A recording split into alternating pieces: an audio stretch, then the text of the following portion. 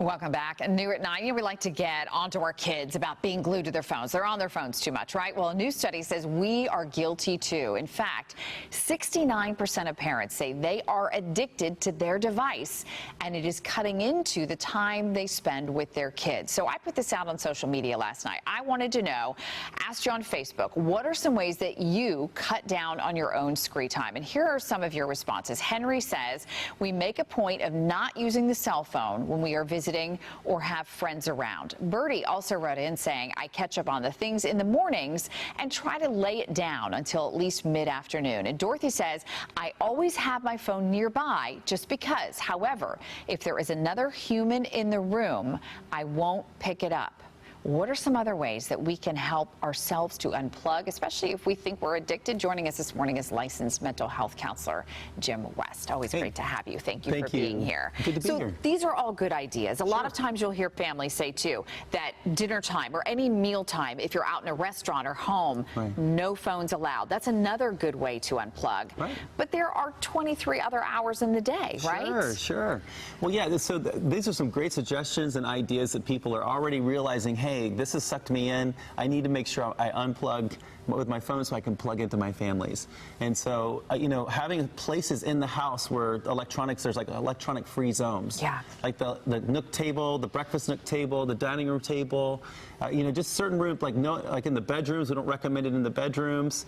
At night, my wife and I put our phone into airplane mode. So it doesn't even give any notifications. There's no brain activity going, none of the radioactivity going through my brain at night, and it really helps us to sleep deeper, sleep better, get up and pee less. That's true. How do you know as a parent, though, that you have a problem? What is that tipping point where you're like, okay, is it the point where your child is literally tugging on your sleeve and saying, Mom, hey, right? Yes, my daughter gets me too. They've done a really good job with these things, you know, sucking us in.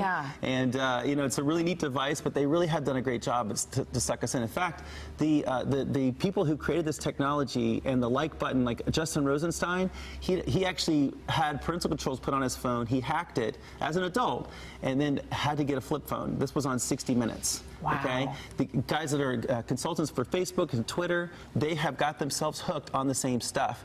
Justin Rosenstein got himself banned from Snapchat because it was so addictive. As an adult, Snapchat was addictive to him, not just the teenagers, right?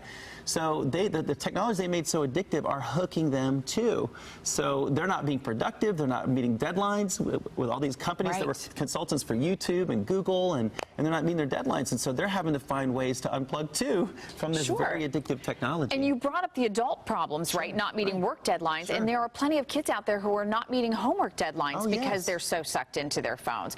What do you predict for 10 years from now? Because I think a lot of people look at this. This is still new technology. You and I were kind of joking in the commercial break. This technology is only 11 years old. Exactly. Do you worry about our future? I think we're going to figure this out. I am concerned about this generation, though, because anytime you see a picture of millennials, what is it? It's like this. Yes. Like this. Yeah. You know, and they're walking down, they're walking by people, they're not talking to people. They're running into trees. They're running into people. They're like they're drunk walking on the sidewalk. Sure. Yeah. So, you know, I think we're starting to figure it out. People, as they're coming into my office with these issues, they're becoming more and more savvy. They're putting more limits in place. They're being more aware. Even Apple put some amazing parental controls in last year on iOS 13 that you can actually, I'm sorry, iOS 12, and it's now iOS 13, that you can put in. You can put those controls in. It'll tell you how much time you've had. You can actually screen time. Yeah, it is. It's incredible. And you know what's good about the screen time is that you can put the whole family on it, and it's a great way for you to compare and say, look, Mom was on her phone for 8 hours. You were on your phone for 6. And you can start looking at each other and going, look, we have a problem as a family. Well, that's the other thing that's neat about screen time is not only does it tell you how much time, but you can actually put limits on how much time you play games, how much are on social media, how much are YouTube. You can put limits on all that for your kids, but also yourself, so that when you're done with your time, you put it down. Right? But we just recommend that when you are on your phone, it's not when your kids are there. The kids need more face-to-face interaction. The generation coming up is behind socially. In fact, in Taiwan, they're writing parents tickets if their kids are on their phones under the age of 18 at a restaurant.